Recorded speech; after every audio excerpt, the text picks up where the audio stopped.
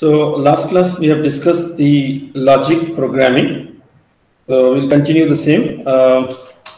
So today we will discuss logical programming, introduction to logical programming, the programming constructs are the same, and an example of programming language to implement the same rather, right? Prolog we will take as an example to discuss the logical programming features here rather, right? So as we have discussed that logic programming is a declarative one, right? Right. It's not procedural, fine. And we have said that the programs, in logical programming is expressed in the form of symbolic logic, right? And we use logical inferencing process to produce the results, we said, right? So, and then how is that this symbolic logic is going to be implemented with the help of predicate calculus, we said, right? Right. The symbolic logic here basically being used to, implement three basic needs of us. Right. One is to express the proposition. Another one is to express the relationship between the propositions and describe how new propositions can be inferred from the existing propositions rather, right? So a particular form of symbolic logic that can be used for logical programming is, predicate calculus, fine. Then we have discussed what is proposition. Basically, it's a logical statement that may or may not be true. Consists of objects and relationships of the objects to each other, right? Then how do we represent an object? We have discussed that object in propositions are represented by simple terms, either constants or variables. Constant is a symbol that represents an object, variable a symbol that can represent different objects at different times, we said, right? Compound terms, right? An atomic proposition basically consists of what? The compound terms. A compound term is one element of a mathematical relation written like a mathematical function. Okay, so this function is being mapped and can be written as a table as well. Parts of a compound term consists of two parts, right? The compound term consists of two parts. One is the functor, another one is the order list of parameters, right? A parameter list I can call it as, right? So you can see here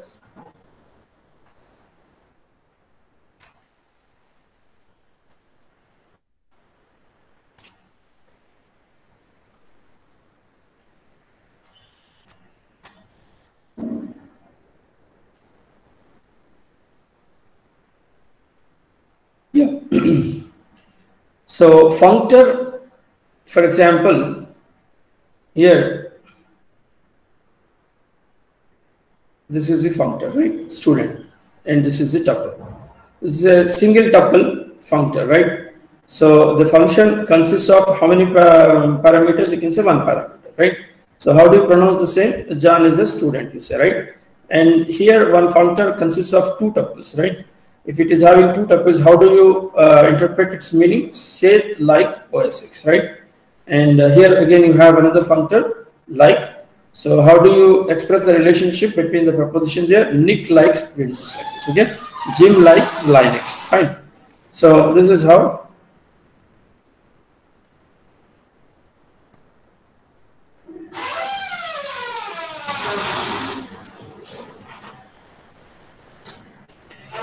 Yeah, propositions can be stated in two forms, is it, right? Facts and queries. Facts are the propositions which are assumed to be true, right? Queries goal, I can say, of which truthness has to be determined, right? The compound propositions is of two or more atomic propositions. Propositions are connected by operators. So we've said the different logical operators that can be, used in conjunction with the propositions are like negation, conjunction, disjunction, equivalence, implication, right? And quantifiers, there are two types of quantifiers that we can rather use. in propositions to describe the relationships. Same, universal and existential, right? The clausal form. Basically, these propositions when we are representing and to describe the meaning of the propositions, we can use some standard forms for these propositions. There are some standard forms which we have is clausal forms. So the clausal form, if you see, consists of two parts: antecedent and consequent, right?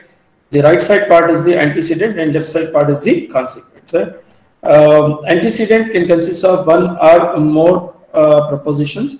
Fine. So how do you, basically when you have multiple propositions on the functors on the right hand side in the antecedent, you will have a conjunction symbol among them, right? So how do you interpret this? For all A is true, at least one B is going to be true, right? So on the left hand side, you generally have, if you have multiple functors, the disjunction symbol, right? So as I said, the symbolic logic which is being used to represent the propositions and probably the meaning of propositions, relationship between the propositions, and new propositions to be rather inferred from the existing one, can be done with the help of predicate calculus. The symbolic logic, generally being implemented through the predicate calculus and theorems, right? So basically, use of proposition is to discover new theorems that can be inferred from the known axioms or theorems, right? So here, the approach which we generally follow in order to reach the goal node is with the help of resolution process, right? So resolution process is an inference principle that allows the inferred propositions to be computed from given propositions. The resolution consists of unification, instantiation, finding the values for variables in proposition that allows the matching process to succeed is said with the unification.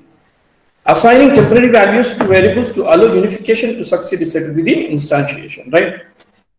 Basically, for the order list of parameters that you're going to pass to the functor should have certain values, rather, right? So the values that you assign to these parameters is said to be the instantiation. Fine. If it is in a generic fashion, then you set it in unification. So after instantiating a variable with a value, if matching fails, may need to take a backtrack and instantiate with a different value. So how the proof by contradiction that probably can achieve, we have discussed in the last class.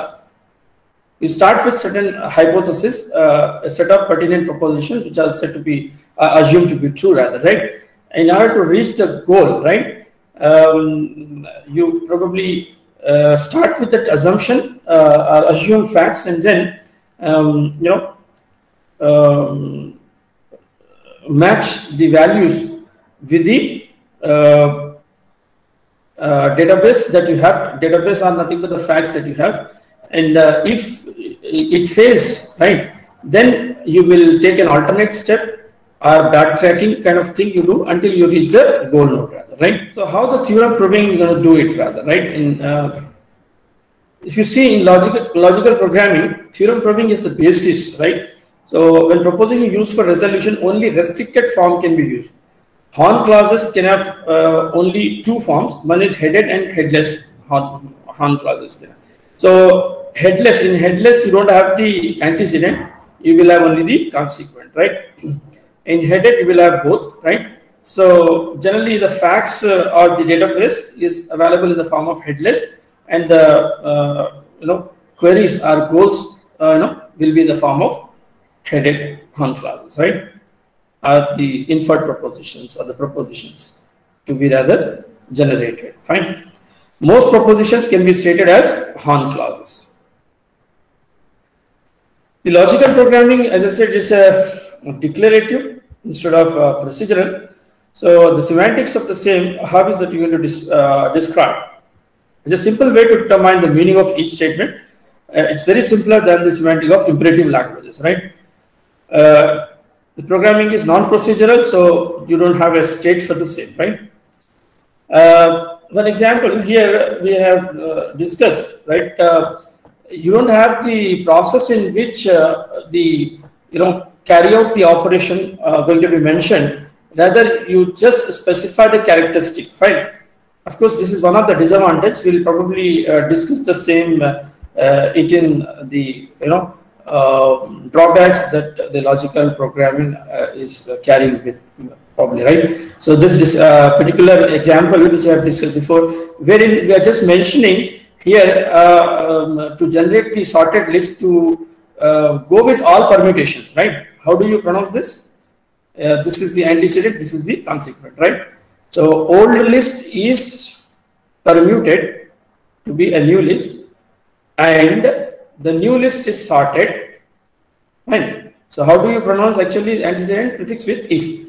If old list is permuted with new list and sorted as a new list, then the old list sort as a new list, right? So here the sorted operation you're mentioning, in the next statement where you're saying that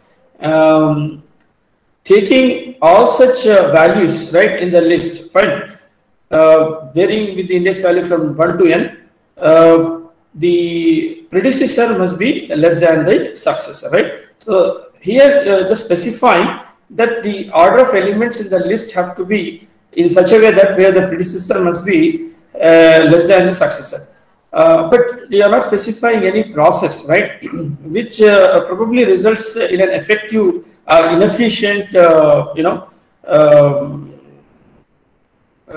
result, because it takes all permutations in order to put them in the list of elements where the predecessor is the less than this successor. It has to look for all permutations, right, which probably takes more amount of time, right?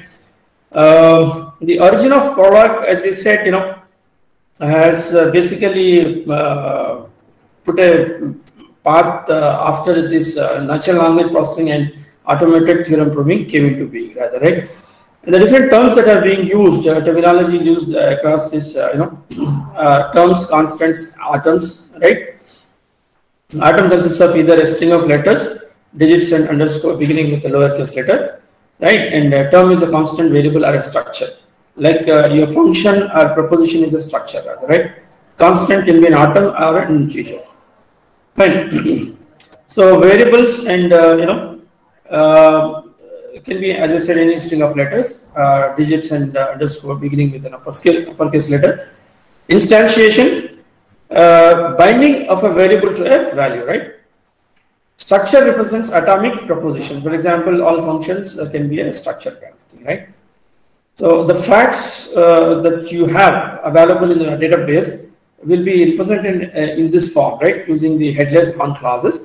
Like, for example, Shelly is a female, Bill is a male, and Bill is the father of Jake kind of thing, right? The rule statement, basically used for hypothesis. Here, how rules are going to be represented with the help of headed on clauses. The right side will have the antecedent and left side is the consequent. If antecedent is true, then you say consequent is true, right?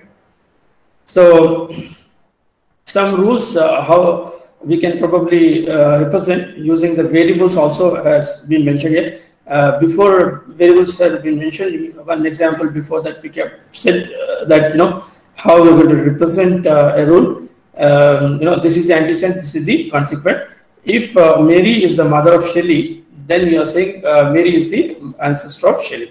But instead of these values, Mary, Shelley are the values, right? Instead of values, if you want to have variables like x, x, y, and all kind of thing, also you can have. So that was mentioned here below. You can see here how is that you're going to pronounce. If x is the mother of y, then you say x is mother parent of y, where x and y could carry any kind of values, right?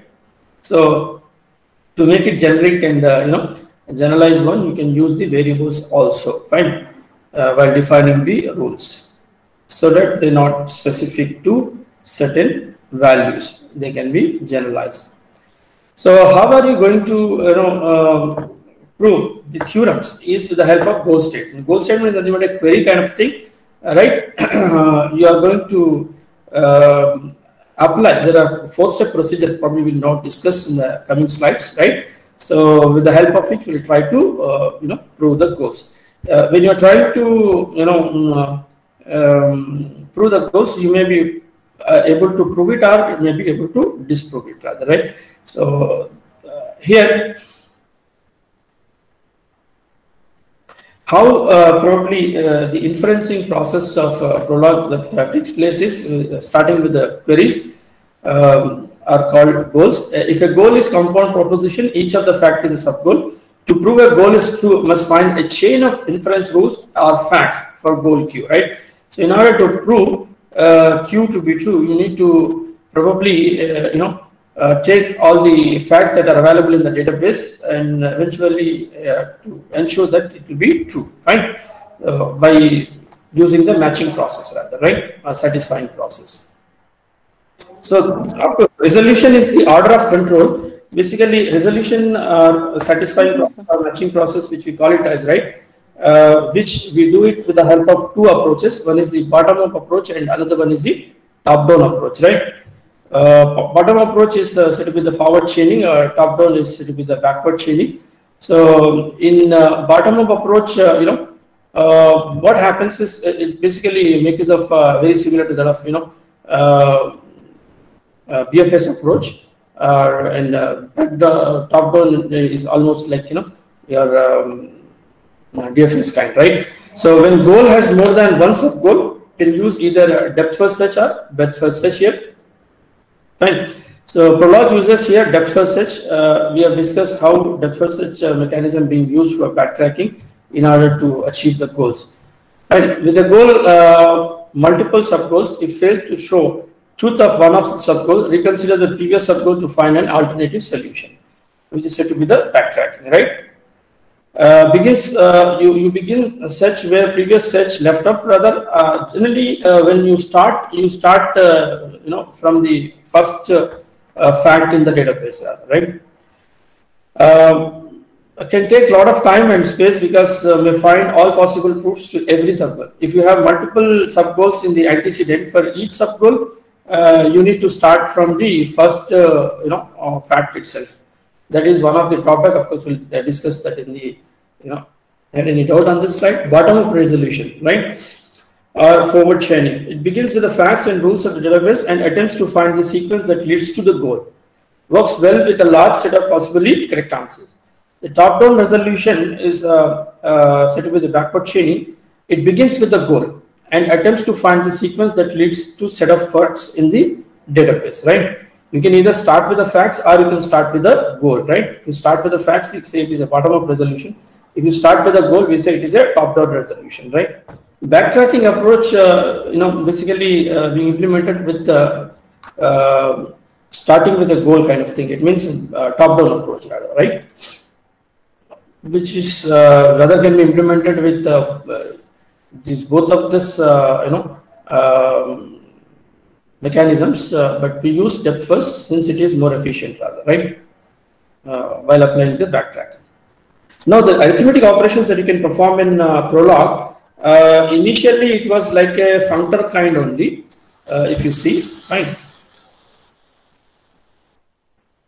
For example, if I have to perform addition operation, I say, let us say, plus. Plus is the function symbol. I can rather use it, and this is one tuple. This is another tuple. So this is going to be considered as the left operand. This is going to be considered as the right operand. So the interpretation of this particular proposition is nothing but 7 plus x. Okay. So this is how we generally represent in Prolog. Initially you were doing like this, but then is operator came into being in the latest version. So wherein that is acting like a assignment symbol. So you can use this kind of approaches as well from the latest version. So this kind of approach is also available. So the interpretation of this is nothing but what? Almost like A equal to B by 17 plus C kind of thing, right? It is not exactly the same as an assignment, but almost equivalent. See, with another example here, we are given certain database here. So these are the assumed facts that we have in our database, that Ford is having a speed of 100 and Chevy speed is, let us say, 105, Dodge speed is 95, Volvo speed is 80, and Ford time, okay, it takes to reach the goal, let us say 20 minutes of time, 20 units, okay. Chevy takes 21 units, Dodge takes 24, and Volvo takes 24. Now, let us say if I have to calculate the distance from x distance to y, okay. So x distance to y rather, right? So how do you calculate? Fine. Here, generalized, propositions are given. Fine. So here, making use of these propositions on the antecedent, we are trying to achieve this particular goal, right? So here, these are the sub goals we have. What are the sub goals? X, where x is the x speed is speed, x time is time, then y is the speed into time. The distance formula is speed into time, right? So let us say x could be some vehicle here, Ford, Chevy, Dodge, Volvo, and all, because we have given the proposition, the proposition of goal in a more generalized form, taking variables into consideration. So these variables could be any of this vehicle rather, right? So here, when this x, you can see the x and this x must be same, right? Right, because when you are calculating it for one vehicle, the speed and time also must have to be taken for the same vehicles, right? So the x speed which you are mentioning here, the same x time you are taking, right? Only then you can be able to get the distance, that is going to be calculated for that particular x, right? Right. So x distance y, when you take a vehicle, let us say Chevy, the same Chevy vehicle, or if you take Ford vehicles distance, you are going to calculate, right? So ensuring that this x is equivalent to this x must have to be conformed while you are satisfying the values or matching the values at the time of achieving the sub goals. I can consider this as one sub goal, this is one sub goal, this is one, right? So basically the logical programming is a concurrent programming where the sub goals can be allowed to be executed concurrently. But then ensuring the same x has been taken at both the places is a kind of difficult task. This is one of the drawbacks of the. In addition to simple propositions, we have another kind of structure, data structure is the list, of course, right? List is another data structure that we are, having associated with the logical programming, where this list is almost equivalent to that of your list of functional programming, which we are going to rather discuss in the next unit, fine, which has been directly taken it from the ML or Haskell functional programming. So list consists of a set of items, and these elements are separated with a comma, fine, and the lists are delimited with the square brackets, fine. The empty list is represented with empty square brackets. Otherwise, the list is going to be represented with the head and the tail of y. The first element will be considered as the head, and the remaining elements will be considered as the tail, right? So another way of representing the list is using the head and tail form. That is, the first element, then you give a vertical bar. So followed by vertical bar, you have the tail. Tail of the list is nothing but the remaining elements, right? Removing the first, whatever the elements that are remaining in that will be considered as the tail of the same, rather, right? This is another data structure that we have as part of the logical programming, which is taken, or the other way around, copied or taken from the functional programming such as ML and Haskell kind of thing, right? So the kind of operations that you can perform on the list are very similar to that of which you perform on the functional programming. Like you can perform append operation, reverse operation, and sorting, searching, all that. You can probably do that. We will probably discuss in more detail in the next unit when we discuss the functional programming. Okay. Now coming to here, how we are going to trace, right? And as I said, there is a 4-step procedure in order to execute any model of logical programming. Fine. So the 4-step procedure of tracing any goal or answering any query is call, exit, redo, and fail. Okay, call is the beginning of attempt to satisfy a goal, right? So when you call, your proposition start matching with the first fact available in the database, right? Exit happens when a goal has been satisfied. The goal has been satisfied in the sense that the proposition values that you have tried to match with the fact in the database is found to be matched, then it is exit, right? So you will be exited. So this is another state. Then let us say if you are unable to match, then what do? You take a backtrack, taking a step back, and then it means you are going to compare it with the next set of values from the database, right? Again, you go for a call, right? After you take a redo process. But if get matched, then you will exit. Sometimes after matching all the facts from the database, you are unable to get matched. Then you say it is a fail state, right? So this is a 4-step procedure of tracing any goal, right, or answering a query in the logical programming system, right? Take one example here and try to trace the same and understand how this 4-step procedure works, right?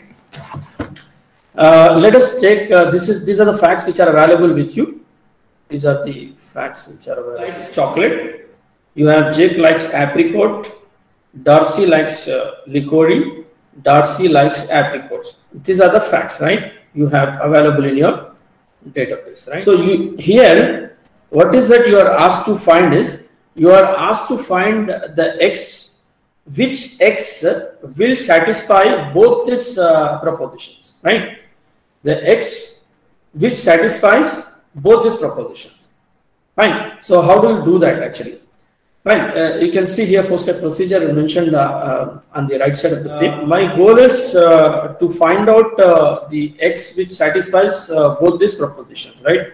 So what X is going to satisfy both of them.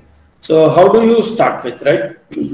The first step, as I said, you start with the call procedure. First you call with any default value, rather, right? When you do not have your database at your end.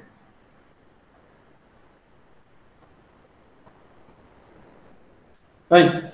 So here Jake some default value I have given _0. Jake likes _0. It is not available. Is it available? It's not available, right? That's the initial value you can start with, probably. And then if say you have taken now Jake likes chocolate.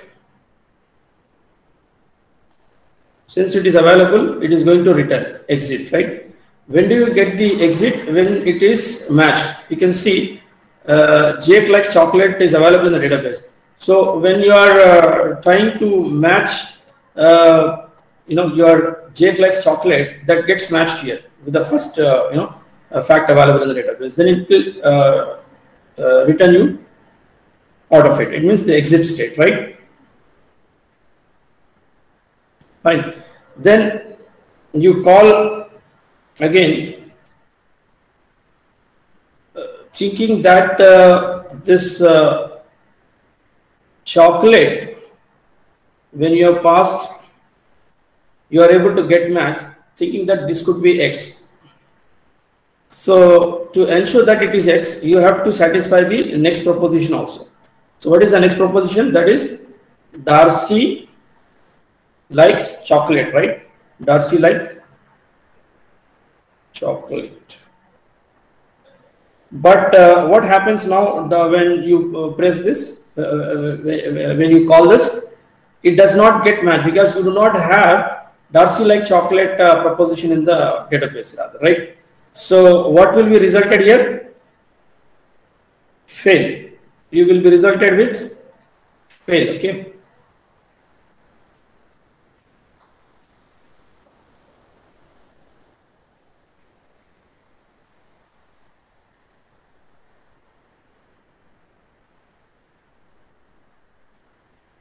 Yes.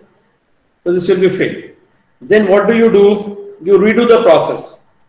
Redo.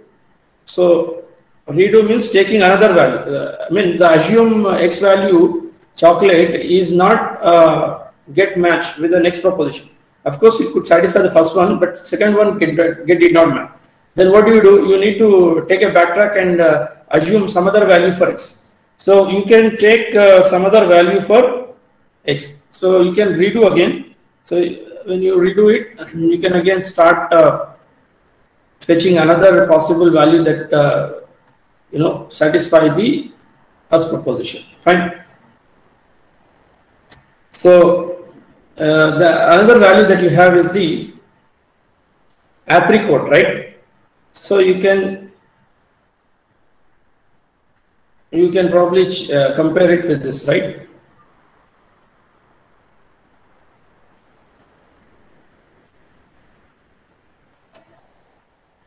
Jake likes apricot. Yes, it it exits because Jake like apricot is there, right? Jake like apricot is there in the database. So first, by taking X value as chocolate, you could satisfy for the first proposition, but the second proposition you fail. So you are going with another possible value for X. What could be the alternate value for X? In the database, if you see, after chocolate, it is apricot. So I have taken apricot and then again I have called. So now it gets matched, so you get exit from it.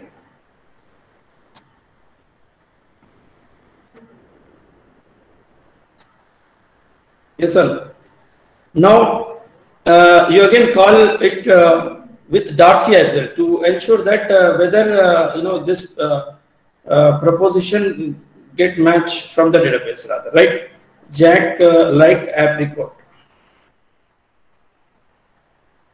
Fine. So you can see, sorry, Darcy.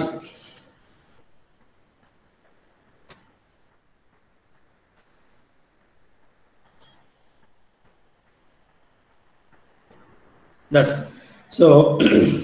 What you have done is, when you have tried to invoke the proposition with X value chocolate, you could able to satisfy Jack like chocolate, but the second proposition, that Darcy also should like the same X, right? So when you have invoked it on Darcy like chocolate, you could not find it in the database, so you have failed. When you are failed, you want to take a backtrack. You redo the process by taking a backtrack. Backtrack is nothing but taking an alternate value of X. What is an alternate value of X, or another possible value of X? If not chocolate, it could be apricot. So I'm taking apricot again. I'm trying to invoke this proposition, Jake like apricot. You could able to find it in the database, so it get matched. So you will exit. And again, the same has to be applied on Darcy to ensure that whether Darcy like apricot also is available in the database and get matched. Yes, it is available. When it is available, you will be exited from this as well, right? You will be exited. So it means your X value is what? Your X value is apricot. Got it? So this is how you try to solve the queries. You answer the queries, right? So the two queries, two propositions which were given here, Jake likes X and Darcy like X, and you are asked to find what is X, right? So with the help of tracing process, you can find out the X value, right? So the tracing process consists of about a 4-step procedure, right? What is that? Call, exit, redo, fail. Fine. So you can see here, first you call. This can be done forward or backward. You can do either of them, rather, right? So here we have first call, invoke the call procedure. So Jake likes X. Taking X as chocolate, you have when you have called, you are getting a match in the database, so you are exited here, right? Then the same X, that is chocolate, applying chocolate, you have again invoke the proposition on Darcy. Fine. But then you do not have Darcy like chocolate available in the database. Then what happens? It has exited, right? It has failed. It has failed. So when it has, when it is exited, it is out, but it is failed. When it is failed, you redo it, right? You are redoing it. You redoing it with alternate of X value. The alternate value of X is apricot. Taking apricot as X, then again you have call, right? The proposition Jake likes X. So Jake likes apricot is there. Then again taking that X value as apricot, you have invoke likes on the Darcy. So when you have invoke likes on Darcy, you can find Darcy like apricot is also available in the database, right? So then you have exited. So when it is exited, then you can say that X is the apricot, right? This is how you can probably trace using this 4-step procedure. Fine. Is it clear to all of you? Yes, sir. It's clear. Yes. So you can see here the 4-step procedure carries call, exit, redo, and fail. Fine. So when do you get fail? When that match is not happened. Fine. When you do not have the matching process, or the other way around, the values with which you are trying to match is not available in the database, right? And when you call using certain values that are going to be rather matched with the database, and if it is found, then you will be exited. Fine. If you are not able to find with some value and you want to take a backtrack, then you go over redoing process. So the redo will help you to take a backtrack with alternate value of the same. Okay.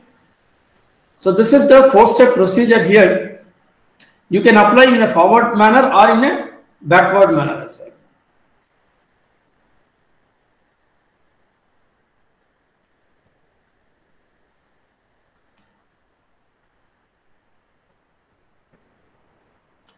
So another data structure that we have as part of the logical programming, in addition to proposition or the functions, right? We say list, right? So we'll probably discuss about list in more detail in the next programming language, that is functional, because functional programming language major data structure is a list itself, right?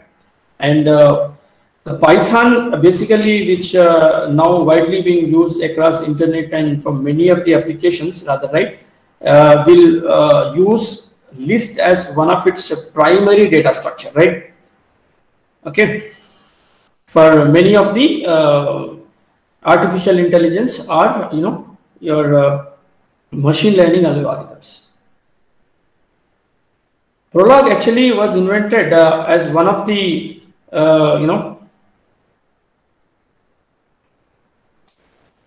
logical programming, but then it has some drawbacks, right? It has some drawbacks. The deficiencies of the Prolog, if you say, resolution order control is one of the deficiency. Resolution, what do you mean by resolution order control? How do you basically solve the goals? How do you solve the queries? How do you answer the queries? By using the resolution process. Resolution process consists of what? Unification and instantiation, right? So the process of this, instantiation happens. How does it happen? Basically, taking the values which are being assigned to that, tuples, being matched with the values available in the database, or the facts rather, right? So this matching process basically is going to happen in the what do you call sequential order. If you have multiple sub goals, let us say, if you have multiple sub goals in the antecedent, fine, right hand side part. If you have multiple sub goals, like you have multiple functions, let us say, fine, multiple propositions, then each of these propositions are going to be executed concurrently, right? So when they are executed concurrently, what happens? All of them again start from the first fact of the database to be matched with, right? So first one also will start matching it with the first fact in the database. Second one also start with the first fact available in the database. Third one also, like, right? So this probably sometimes results inefficiency. In a pure logical programming environment, the order of the attempted matches that takes place during the resolution is non-deterministic, and all matches could be attempted concurrently. However, because Prolog always matches in the same order, starting at the beginning of the database and at the left end of a given goal, the user can profoundly affect efficiency by ordering the database statements to optimize a particular application. For example, if the user knows that certain rules are much more likely to succeed than the other during a particular execution, then the program can be made more efficient by placing those rules first in the database. Fine. So ordering of the facts must be more important because as I said, the subgoals will be allowed to be executed concurrently. So all of the subgoals will probably start matching it with the first fact in the database, right? The subgoal has already compared it to the first fact of the database. But though the subsequent subgoals also start comparing it from the first fact, where it may result with an inefficiency, right? So in addition to allow the users to control database and subgoal ordering, Prolog of course uses explicit control of backtracking, right? This is done with the help of cut operator, of course, right? Another deficiency that we can discuss is the closed wall assumption. See, here the facts are given which are confined to your database. Let us say, for example, you are trying to search for certain facts, right? So we are trying to search for certain facts which are not available in the database, right? Then what it will result? It will result it as fail, right? Fail state, because it can result either as a exit state or fail state, right? True or fail. It's a true fail system, not a true false system, right? It is not a true false system. It is a true fail system, I can say, right? Because it checks for positive to give the result in a positive manner, right? Positive to positive. It works with positive to positive. True positive to true positive, right? It does not work if it is not available as a negative kind, right? Fine. So this is one of another drawback of the Prolog, right? The facts that are available in the database and the goal which you are asked to find, the goal, when you are trying to match it with the facts, the corresponding fact to satisfy that particular goal is not available in the database. What it returns? It is returning failed, not false, right? What do you mean by there is a difference between fail and a false, right? If it is failed, it means that the proper facts that are required to satisfy the goal is not available in the database. Fine. It means your database is not efficient here in this in that sense to satisfy the goal, rather, right?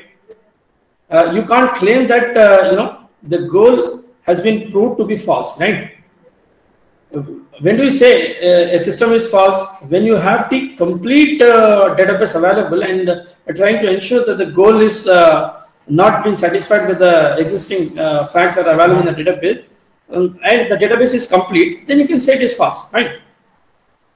So, because of the closed, world assumption, because the facts that are being taken in the database are assumed to be true, and they are limited, they are confined, right?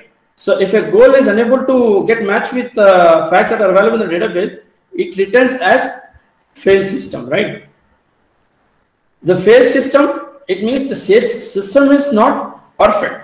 The other way around, the system can be rather modified to be made as a perfect one, right? So it means there is always a scope for the system to be rather improved. So this is one of the deficiency of the Prolog system, right? And another deficiency associated with the Prolog is a negation problem, right? When you have a negation, right, when you have not kind of thing. Let us say, for example, I'll take one example here to explain. You are trying to, let us say, check for this particular goal. Sibling of x comma y, parent of m comma x,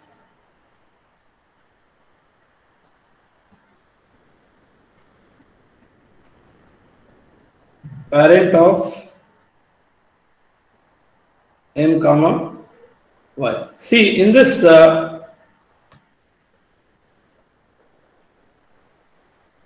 proposition, in this clause, if you see, how do you interpret this? If m is the parent of x and m is the parent of y, then x is the sibling of y, you are saying, right? But here, this x and y could be same also, right? Because you are not ensuring that whether x is equal to y. Fine. Why? Because this sub-goal when being traced and this sub-goal when being traced, both of them are going to be traced concurrently, right? Taking the facts from the database independently, right? So when this particular sub-goal is being executed by taking certain facts from the database, at the same time, this also could be executed, taking the facts, and the same fact they may probably take. It means the x could be equivalent to y, because you are not specifying. This statement does not states that x equal to y. Okay, so in order to ensure that x is not equal to y, you need to specifically mention as another sub goal conjunction to the same, saying that not x equal to y. It means this particular statement is going to be completed now. Sibling of x comma y. Okay, this is the implied symbol here. Parent of m comma x comma parent of n comma y, not x equal to y, right? Not x equal to y. So in that situation, that you are ensuring the x value which is being taken here at this sub goal and y at the sub goal must not be equal, right? Must not be equal. But then there is another problem that you may probably result with this when you are trying to implement negation of some goal. Okay, basically not of not must be what? Equal, rather, right? Equal. So this sometimes results in inefficiency, rather, right? Because here what happens is it just checks for the facts that are available in the database and trying to satisfy the matches. Okay, if it does not find, it just returns rather fail. Fine. So if you are trying to have not of not, then though it is available, it may return as a fail, rather, right? There is a possibility. Fine. So this kind of problems you can probably find in Prolog. So this is one of the another deficiency, you can say. And another thing is intrinsic limitations, right? Intrinsic limitation. So, like for example, if I take the sort example, basically you specify the characteristics of the proposition, but you do not specify how that operation is going to be carried out, right? So in that situation, what happens is you are not allowing the user to go with his own logic. For example, I'll take the sorting example here.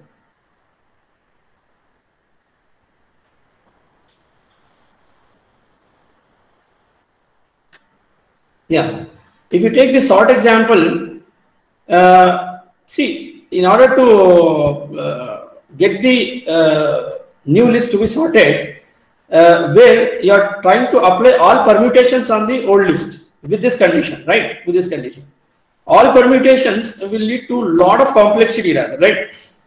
See, we have a lot of sorting algorithms available with different mechanisms, like starting with selection sort. More than 50 sorting techniques, rather, right? So here, since the programming language is more declarative, it is not procedural, so you are not allowed to have more operations to be rather specified. You just specify the characteristics, you don't specify the operations, right?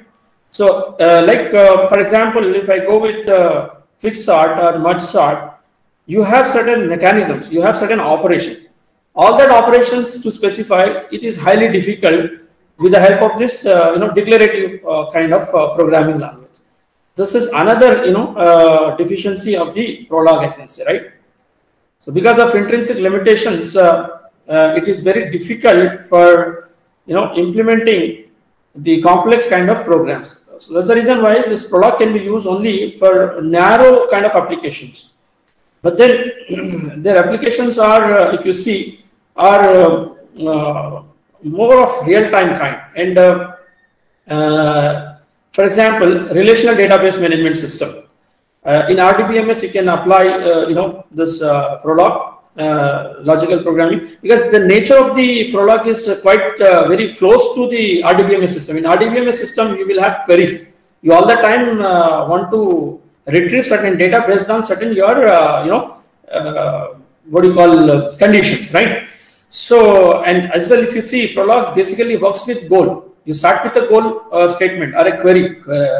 Goal is nothing but a query. It means you are asking the system to get the required data for you, rather, right?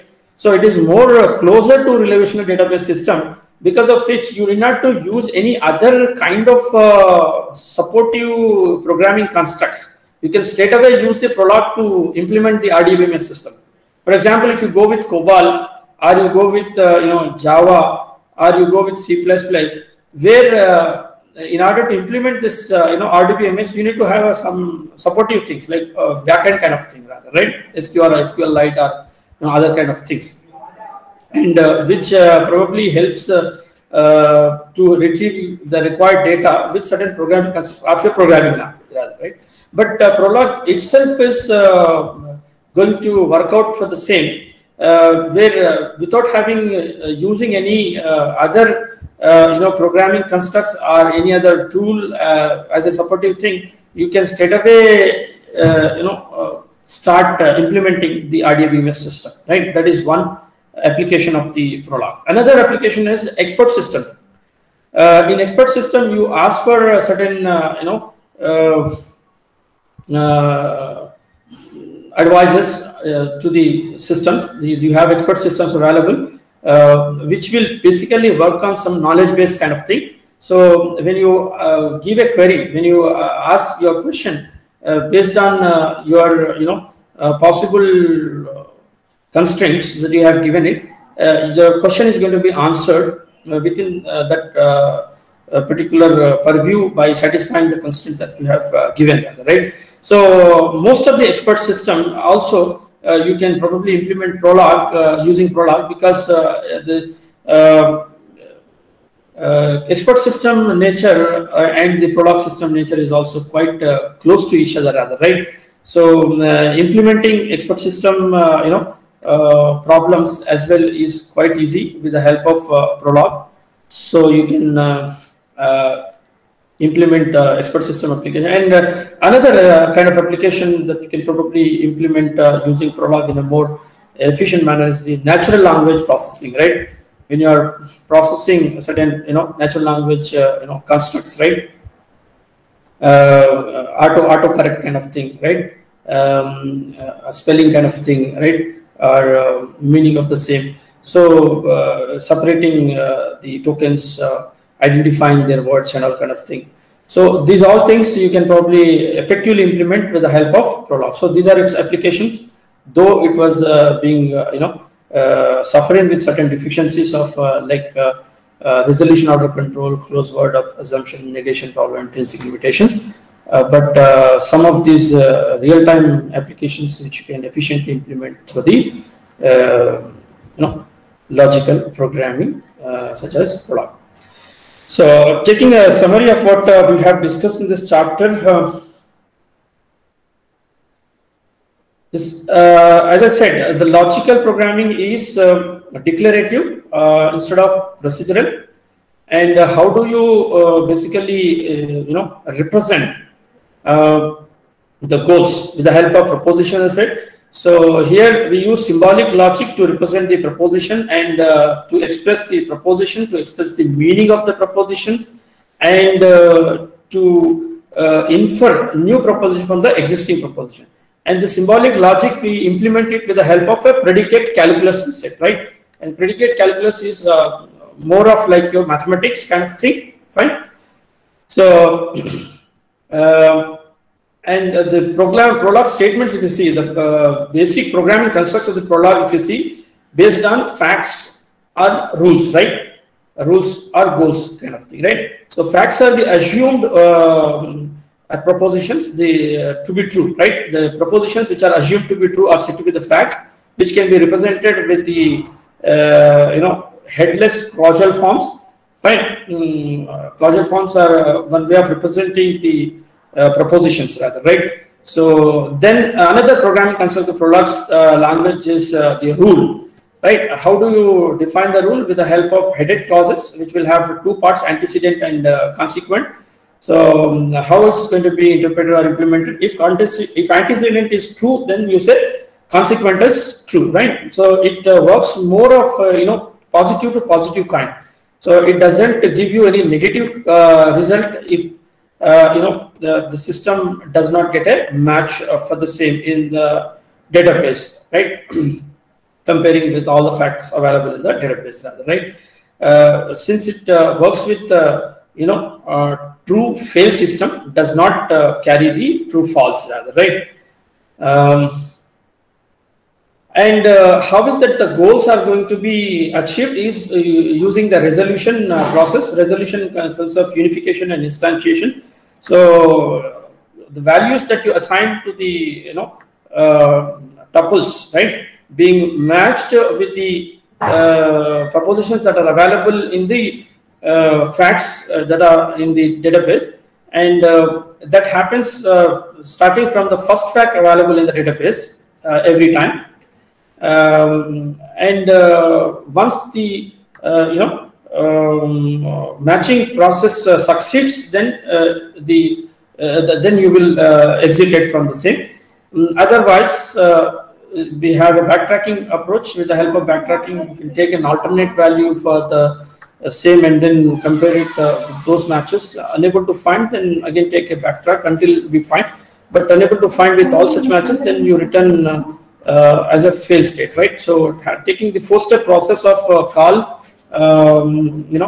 exit, redo, and fail, right? The resolution process will be implemented. Okay. Resolution is the primary activity of the Prolog interpreter, right? So the Prolog is an interpreter-based kind of programming language. Although there are a number of drawbacks with the current state of logical programming, but we have seen there are a number of areas where probably this language is more efficient, and these areas are more happening nowadays, if you can see, right?